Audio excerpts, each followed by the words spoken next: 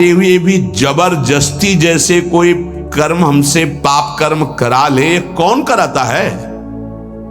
हम तो नहीं चाहते पर कराता कौन है? तो बोले विचार नहीं कर पाए इसलिए ऐसा प्रश्न होता है।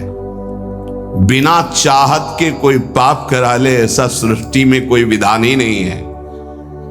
हम पाप तो नहीं करना चाहते पर जिससे पाप होता है वो चाहते हैं क्या? सुख भोग। कहां से?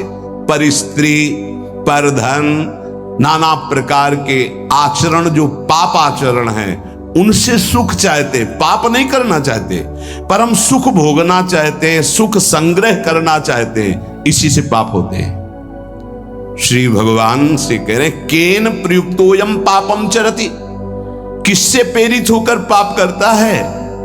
तो बोले संसार में सुख भोगने की चाहत ही पाप कराती है। देख लो इसको, जितनी भी जेल भरी है सुख भोगने की चाहत से, जितने भी नरकगामी होते सुख भोगने की चाहत से। ये सुख भोगने की चाहत, इस शरीर से सुख भोगा मिला तो है नहीं क्योंकि है नहीं वहां। इस शरीर को भोग लें, इस शरीर को, इस शरीर, इस वस्तु को, इस व्यक्ति को, इस स्थान को भटकता पूरा जीवन पापाचरण करते। मैं नहीं चाहता पाप करना, मानते हैं, लेकिन पाप का मूल जो संसार से सुख भोगने की लालसा, उसी से पाप होता है। भगवान उत्तर दे रहे कामेश क्रोधेश रजो गुण समुद्भवः, ये महासनो महापापमा विद्धेन मिहि वैरिणम। ये बड़ा भारी दुश्मन है, इसको कोई जल्दी परास्त नहीं कर पाता। ब्रह्मचर्य, गृहस्थ, वानप्रस्थ, सन्यास तभी सार्थक है जब इस दुश्मन को हरा दे, नहीं तो सब मिटिया मेट कर देता है। चाहे वैष्णव हो, चाहे ब्रह्मचारी हो, चाहे गृहस्थ हो, चाहे वानप्रस्थ हो, चाहे सन्यासी हो, एक ताल में सबको ठोक कर परास्त करने की ताकत रखने वाला ये विद्धेन मिहि वैरिणम, ये सबसे बड़ा दुश्मन है। क्या? बोले काम एष क्रोध एष रजो गुण समुद्भवः, ये रजोगुण से उद्भवः प्रकट होता है। क्या? बोले काम, और काम से प्रकट होता है क्रोध, और इन्हीं से सारे पाप होते हैं। रजोगुण कहते हैं राग को, राग ही काम का रूप धारण करता है और द्वेष ही क्रोध का रूप धारण करता है।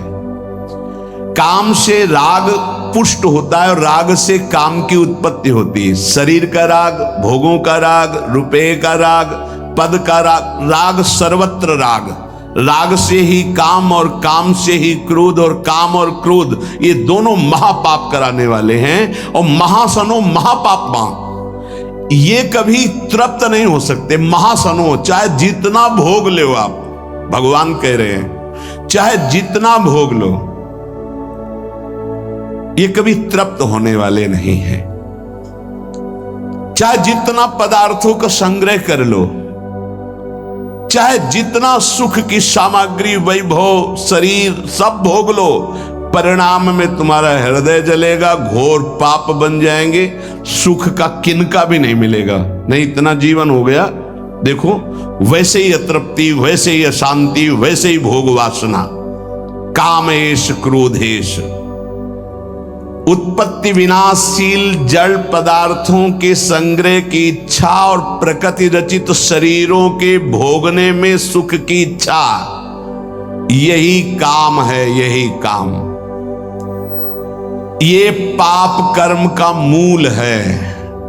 महापाप माय, महान पापी, महान पाप कराने वाला, महाशनो, कभी तृप्त ना होने वाला, काम के वशीभूत होकर के जब उसमें बाधा पड़ती तो क्रोध के वशीभूत होकर के ये महान पाप बनते हैं। कभी दोनों से अलग अलग, कभी दोनों साथ मिलकर जीव को नष्ट किए हुए हैं पाप कर्म कराने में। 100-200 रुपया की लेन देन में झगड़ा हो गया, मार डाला। थोड़ी इंच 2 इंच जमीन के बंटवारे में मार डाला। क्रोध, कामना, वासना, उत्पत्ति विनाशशील पदार्थों के भोगने से कभी तृप्ति नहीं हो सकती। इसमें बहुत सुंदर वर्णन किया कि आप नाचेन्द्रियाणाम भोगाभ्यासेन वै तृष्णम कर्तुम शक्यम कस्मात् यतो भोगाभ्यासान मनु विवर्धन्ते रागाः कौशलम चेन्द्रियाणाम तस्मादनुपायः सुखस्य भोगाभ्यासा सा खल्वयम वृश्चिक विषभीतो इवासी विषेण दष्टो यह सुखार्थी विषयाननुवासितो महति दुख पंके निमग्नो इति। जब मनुष्य के हृदय में भोग वासना जागृत होती है तो प्रथम नहीं होती, बहुत जन्मों की वो है, अभ्यास उसका है। भोगाभ्यास के स्कूल कहीं नहीं है, शिक्षण प्रशिक्षण इसका नहीं होता। भोगाभ्यास पूर्व से, जैसे रसेंद्री का भोग, तो बच्चा पैदा हुआ, किसी ने शिक्षा नहीं दी, मां का वक्षा स्थल स्तन लगाया गया, पीना शुरू कर दिया, दूध की बोतल लगाई गई, किसने सिखाया है?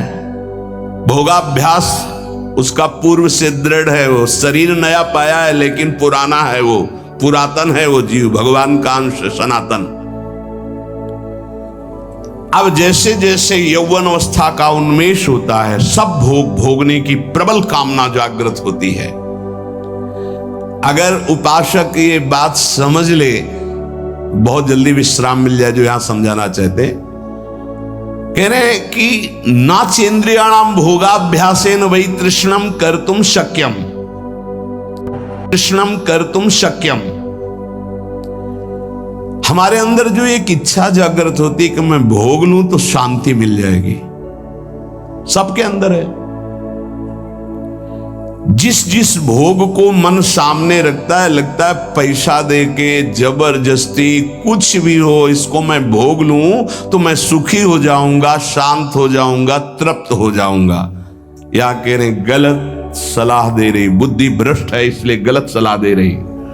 नाचेन्द्रियाणाम भोगाभ्यासेन वै तृष्णम कर्तुम शक्यम। ये इंद्रियों का भोग कभी तुम्हारी तृष्णा को शांति प्रदान कर ही नहीं सकता। अगर धर्म पूर्वक काम का भोग किया जाए तो वैराग्य दृढ़ हो जाएगा। इसीलिए धर्म की मर्यादा के अंतर्गत भोग को, काम को भगवान ने अपना स्वरूप कहा है विभूतियों में। धर्म पूर्वक काम का सेवन सृष्टि संचालन के लिए धर्म पूर्वक, शास्त्र मर्यादा के अनुसार। ये जो आज चल रहा है ना, ये पहले कभी नहीं था। बड़ी मर्यादाएं, जिसका उपहास किया जाता है ना मर्यादाओं का, उन्हीं मर्यादाओं में सुरक्षित थे। पूर्व की मर्यादाओं को, धर्म मर्यादाओं को, शास्त्र मर्यादाओं को आज के बच्चे उपहास करते हैं। ए पुराने जमाने के, ऐसे कहके, ए पुरानी बातों को रखने वाले। नहीं नहीं, आपका जीवन बड़ा नवीन, उत्तम और स्मृतिवान, राष्ट्र सेवक, भगवत भक्त और महान उन्नति के लायक आप हो जाएंगे यदि आप पुरानी बात को समझेंगे। पुरानी माने पुरातन, पुरातन माने सनातन, सनातन माने समस्त शास्त्र सम्मत बात। नवीन नवीन बच्चे नवीन नवीन अवस्था में जब ये अभ्यास, पूर्वाभ्यास भोगों का जागृत होता है तो ये हमको शिक्षा देता है अंदर से गलत। अगर भोग लूं तो शांति मिल जाएगी, भोग लूं तो प्रसन्नता मिल जाएगी, सुख मिल जाएगा। शास्त्र कहता है न चेन्द्रियाणाम भोगाभ्यासेन वै तृष्णम कर्तुम शक्यम। आज आदर्श शास्त्र नहीं रखे जा रहे, आदर्श ब्रह्म ऋषि नहीं है, आज आदर्श विदेशी सिद्धांत है। भोगाभ्यास, विलासिता, मनमानी आचरण। नहीं नहीं भाई, ये गंगा यमुना का परम पावन, भगवद अवतारों से परम पवित्र भारत देश है। यहां धर्म प्रधान और मोक्ष पदवी प्राप्त करना केवल इसी क्षेत्र में है और नहीं है। ध्यान रखना, ये भारत भूमि का विधान केवल है, अन्यत्र तो भोगाभ्यास है, यहां योगाभ्यास है। अंदर अपनी इंद्रियों का दमन करके, मन का दमन करके परमात्मा आनंद में मगन होने वाला, ये भूमि यहां की शिक्षा देती है। यहां के ब्रह्म ऋषियों की ये शिक्षा है। ये भ्रम हटा दीजिए।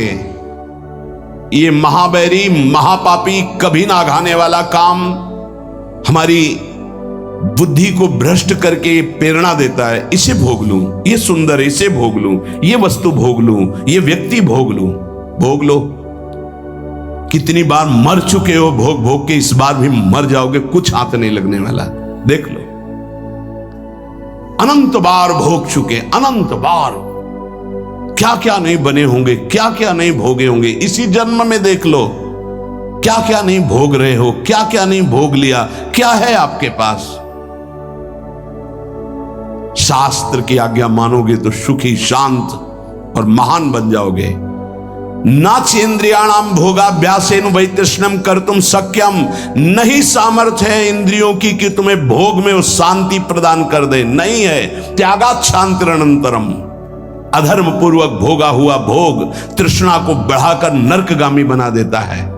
अशांत चित्त, घोर दुख में जीवन। क्या समझते हो तुम्हारा अविनाशी शरीर है? कर लो मनमानी। अभी गांठ दर्द, कमर दर्द, आंखों से दिखना कम, चक्कर आ, न जाने कितनी कमियां पैदा हो जाएंगी। गृहस्थी लायक नहीं रहोगे, संसार की सेवा लायक नहीं रहोगे। करो भोगाभ्यास, करो मनमानी आचरण, तो खुद देख लो तुम्हारा स्वभाव क्या होता है, तुम्हारा प्रभाव क्या होता है उस कर्म का। आगे खुद देख लीजिएगा।